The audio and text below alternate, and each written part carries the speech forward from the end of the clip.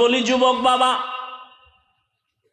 তুমি স্কুলে পড়ো, কলেজে পড়ো, চাকরি করো, ব্যবসা করো, তোমার কাছে কোনো বাধা নাই। নামাজ পড়ো, মা বাবার দোয়া নিয়ে চলো, মুরব্বীদের দোয়া নাও, আলেমদের পরামর্শ নাও।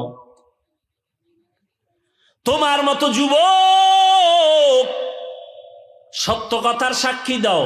স্কুলে পড়ে, কলেজে পড়ে, চাকরি করে, RAB, army, police, BDR, doctor, professor, engineer, OC, DC SP, chairman, member, MP, সাক্ষী দাও।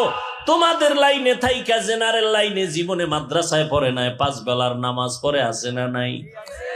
বাস, আর কোনো ওয়াজ লাগবে না, আর ওয়াজ দরকার নাই। এবার তুমি তোমাকে প্রশ্ন করো, তুমি পারো না কেন?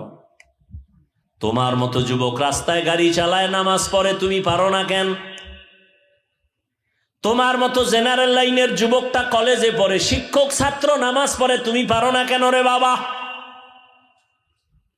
তোমার মতো যুবক নদীর মধ্যে মাছ ধরে, কৃষি কাজ করে, নামাজ ছাড়ে না, তুমি কেন পারো না রে বাবা? তোমার মতো যুবক ব্যবসা করে, চাকরি করে, নামাজ পড়ে, তুমি পারো না কেন? একটু চিন্তা করো রে বাবা। স্কুলে পড়ো, দোয়া করি, কলেজে পড়ো, দোয়া করি, ডাক্তার হও, ইঞ্জিনিয়ার হও, প্রফেসর হও, দোয়া করি, তবে বেয়াদব হইও না। মা বাবার সাথে বেয়াদবি করিও না। ওলামায়ে কেরামের পরামর্শ নিয়ে নবীর তরিকায় চলো।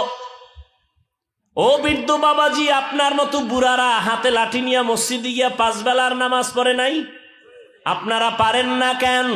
ও পর্দার আড়ালের আম্মা জানেরা, বোনেরা, আপনাদের কত মূল্য! আপনারা নবীদের মা, সাহাবায়ে কেরামদের মা, আউলিয়ায়ে কেরামের মা, হাফেজে কোরআনের মা। আপনারা আয়েশা রাদিয়াল্লাহু আনহার মতো দামি নারী, ফাতেমা রাদিয়াল্লাহু আনহার মতো নারী। আপনারা ইসমাইল নবীর মা হাজেরা আলাইহাস সালামের মতো নারী, ঈসা নবীর মা মারিয়াম আলাইহাস সালামের মতো নারী। ফেরাউন বেঈমান, আল্লাহর এত বড় দুশমন, নিজেরে খোদা দাবি করলো।